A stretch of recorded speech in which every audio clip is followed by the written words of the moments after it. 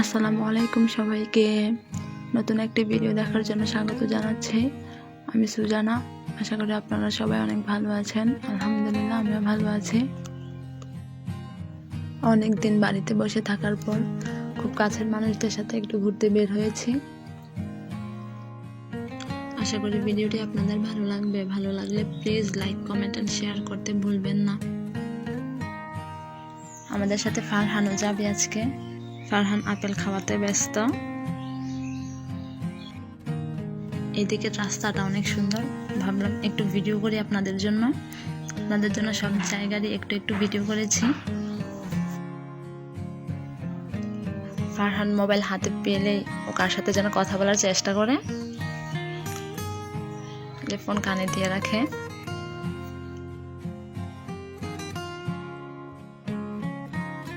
আমরা চলে আসছি, আর আমরা কোথায় ঘুরতে আসছি আপনাদেরকে বলবো একটু পরে। এদিকে যাওয়ার পথে রাস্তার দুই পাশেই দোকান। এদিকে খাবারের দোকানও আছে, কাপড়ের দোকানও আছে। ভিতরের কাপড়গুলো অনেক সুন্দর, জামদানি কাপড়, কিন্তু অনেক দাম, সেজন্য আমাদের কিছুই কেনাকাটা হয়নি এখান থেকে। লেডিস শালগুলাও সুন্দর। আমার কাছে জামদানি কাপড়গুলো খুবই সুন্দর লাগছে। এই যে আমরা ভিতরে যাচ্ছি, মাস্ক ছাড়া কারোর প্রবেশ করতে দেয় না, সেজন্য মাস্ক পরাটা খুবই জরুরি। আর কেউ পরে থাকতে না পারলেও সাথে করে নিয়ে আসবেন, যেন প্রয়োজন হলে সাথে সাথে মাস্ক পরে ফেলা যায়। ভিতরে প্রবেশ করার জন্য জন প্রতি 150 টাকার টিকিট লাগবে, সেজন্য আমরা টিকিট কেটে নিচ্ছি। যে আমাদের টিকিট দিয়ে দিয়েছে। আমরা 11 জন আসছি, এর মধ্যে ফারহান আর জামিলের টিকিট লাগবে না, আমাদের 9 জনের টিকিট লাগবে, বড় 9 জনের। যে আমরা টিকিট দিয়ে ভিতরে প্রবেশ করছি।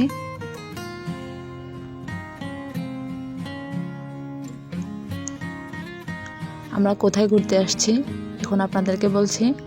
আজকে আমরা তাজমহল ঘুরতে আসছি।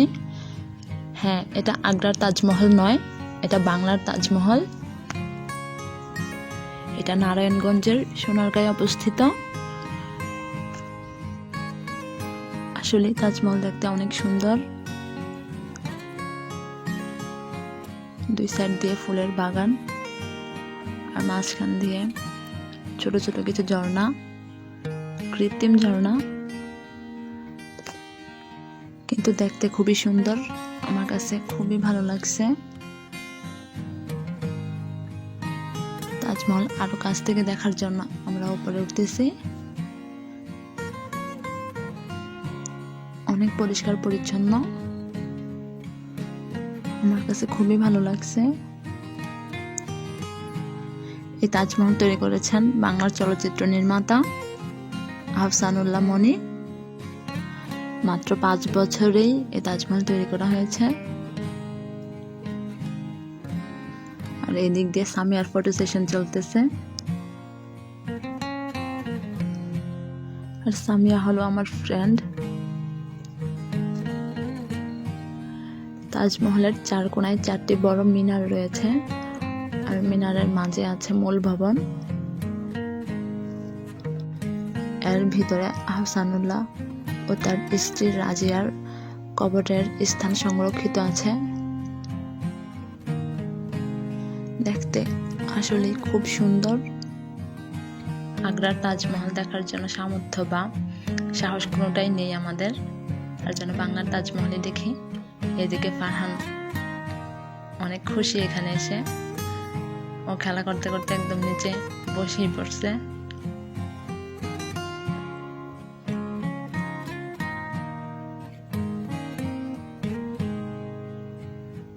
আমাদের মোটামুটি ঘোরা শেষ, আমরা এখন বের হয়ে যাব। আজকে এখানে মানুষ খুবই কম, অন্য সময় নাকি আরো অনেক বেশি মানুষ আসে ঘুরতে।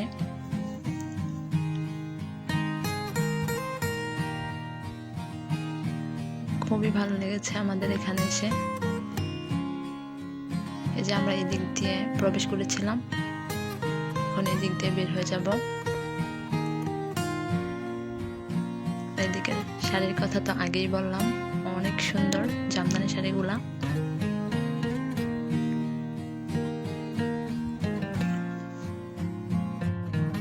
এখন আমরা চলে আসছি রাজমণি পিরামিড দেখার জন্য।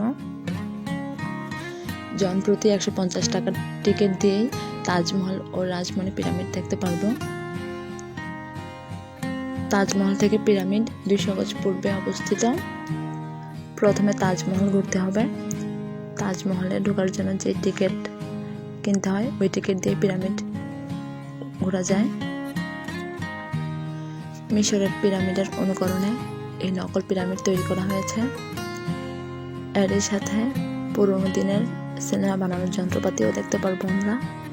আমরা ভেতরে প্রবেশ করতেছি।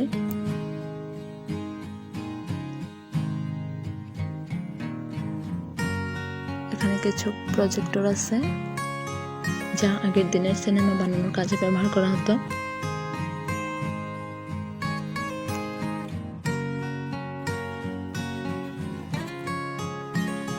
আসলে অনেক সুন্দর।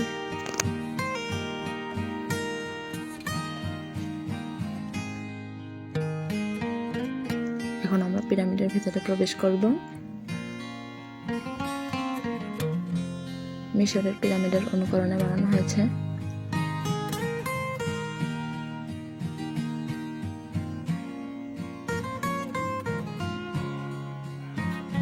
অনেক অন্ধকার ছিল, অনেক ভয় পেয়েছি আমি। এখানে কিছু মমিও আছে। মমিগুলো নাকি মিশর থেকে আমদানি করা হয়েছে। আসলে সত্য না মিথ্যে আমি ঠিক জানি না। আমি যতটা শুনেছি ততটাই আপনাদের সাথে শেয়ার করেছি। আর এখানে কিছু রাজাদের পোশাক এবং রানীদের শাড়ি রয়েছে।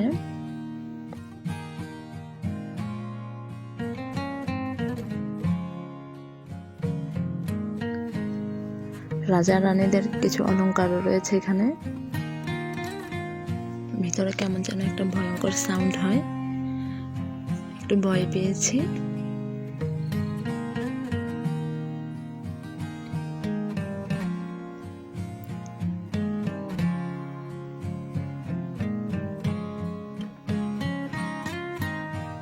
মণিমুক্তা কিছু আছে। আসলে অনেক ভয় পেয়েছি আমি। ভিতরে অনেক অন্ধকার ছিল। এক সাইড দিয়ে প্রবেশ করতে হয়, অন্য সাইড দিয়ে বের হয়ে যেতে হয়। আমরা অন্য সাইড দিয়ে বের হয়েছি।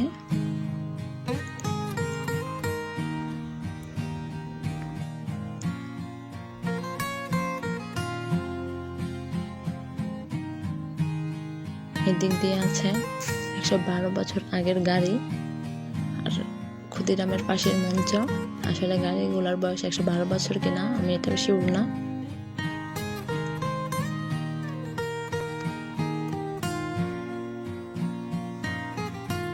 এদিকের কাজ চলতেছে এখনো।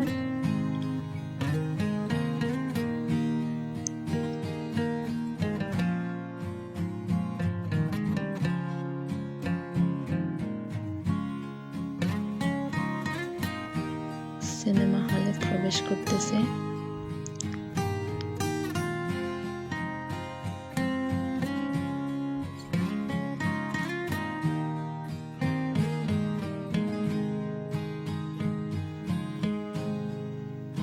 অনেক সুন্দর সুন্দর কিছু নকশাও আছে।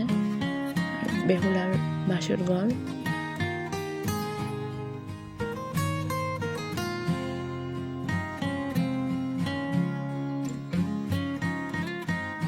মোটামুটি এখানে ঘুরে ভালো লেগেছে আমার।